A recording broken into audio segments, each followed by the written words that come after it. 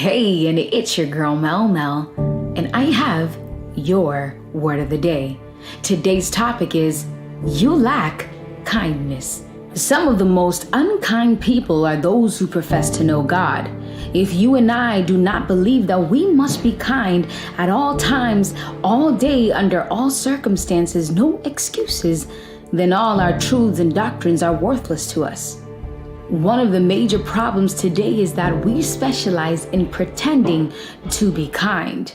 But true kindness involves consistency, commitment, out of gratitude for the kindness that God shows to us. Too many people, when confronted with a verbal confrontation or assault, justify themselves in getting rid of kindness to defend themselves. You came at me wrong, so I will return it back. The kindness goes right out the window. Nowhere in the Bible does God give us excuse for us to be unkind at any time. You can speak unkind words that sting like a snake. Your silence can be unkind. Your attitude, your facial expressions, your deportment can be unkind. To look for defects in another is not to be kind. Dwelling on another's mistakes, that's not kind. When you allow unkind criticism to leave your lips, that's not kind. Kindness will demand that you tame your temper, that you fix your attitude. Kindness will demand that you stop the selfishness, stop worrying about others taking advantage of you, or to be interested in what people are saying. Unkindness is a sin, and the Spirit of God is grieved. A man who is kind benefits himself, but a cruel man hurts himself. When you only know how to be kind, you don't have enemies, they have enemies. You are their enemy. You want to save a relationship, kindness is your counselor, your therapist. You want to walk through the pearly gates of heaven, kindness must be the fabric of your character. See, the same spirit that put Jesus to death on the cross is the spirit of unkindness. The spirit of unkindness controls the hearts of those who crucified Jesus. Unkindness is an evil spirit. And if your home is not governed by kindness, there is no peace, there is no happiness. Your home will be broken. Someone once said men are known for their wisdom, but loved for their kindness. You are loved because you are kind. It is very difficult and hard to love someone that is unkind. And so today we are going to break down and focus on what the biblical account on kindness is. What does God say? How can you and I be kind? How can we change? How do we respond to assault and aggravation? And so let's break it down. In Proverbs chapter 31 is the famous chapter about the virtuous woman, what it means to be a virtuous woman, meaning an honest woman, a woman of character. In Proverbs 31 verse 26, it reads, "She opens her mouth with wisdom, and in her tongue is the law of kindness." And so the Bible tells us that a virtuous woman, in her tongue is the law of kindness. Yes, kindness must be a law. It must govern us for the peace, for the security, for the happiness of our homes, of our workplaces, of our relationships with our friends, our influence. This is not just for women, but for men as well, for God's children. For the woman who is looking for a husband, for a spouse, for the man who is looking for a wife, for a partner. If you are not right, God will not send you someone that you will make miserable. And if you continue with unkindness, you will most likely end up with someone that makes you miserable. Ephesians 4:29. "Do not let any unwholesome talk come out of your mouths, but only what is helpful for building others up according to their needs, that it may benefit those who listen." And so the instruction is, don't let anything come out of here that will degrade, that will put down anyone, but something and things that build up according to the needs of those around you. The law of kindness requires us to build up, to have an influence that is so wide and deep that it impacts positively those around us. Luke 6:35.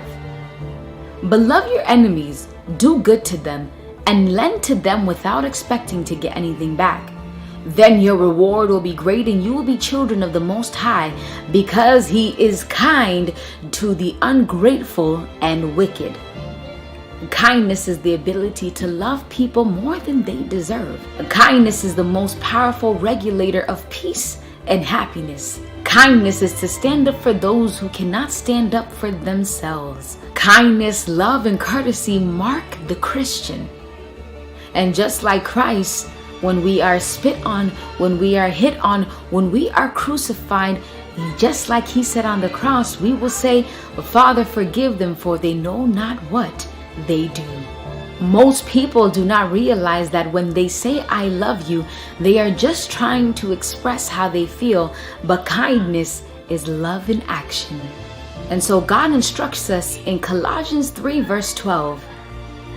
Therefore, as God's chosen people, holy and dearly loved, clothe yourselves with compassion, kindness, humility, gentleness, and patience.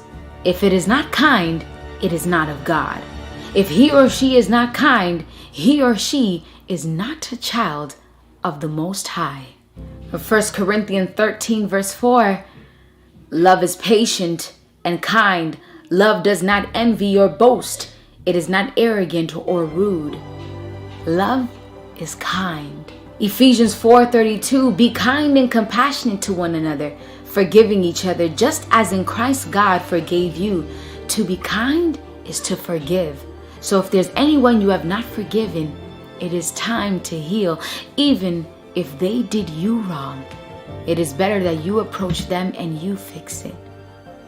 Kindness is God. And if God forgives, if God shows mercy to you, then it is only right that you show mercy to those who are not deserving of it. But 1 John 3 verse 18 says, let us not love in word or talk, but in deed and in truth. Jesus said in John 14:15, if you love me, keep my commandments. And so God says, if you love me, show me. If you love me, don't say it, show me. Be not hearers of the word. Don't just talk. Don't just say you know me and that you love me, but show me how. Show me in how you treat your neighbor. Show me that you can forgive like how I forgive you. Show me that you can have mercy like how I have mercy on you. Show me. Not only does kindness prepare a way for a happy home, but for a happy eternal home. Not only does kindness help us to have peace in our homes, but kindness gives us peace. It connects us with God, the God of peace. Pray for kindness to rule your heart. How can we be kind? We must depend on God to be kind. God doesn't command us to be kind and leave us to show Him, but He says, I will help you to be kind. I will give you the power and the efficiency to be kind. But God cannot do what we can do.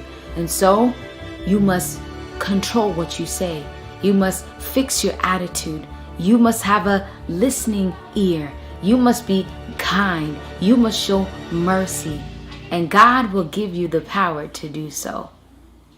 And so may our prayer, may our intention and our motive today be to be kind, to be like Christ.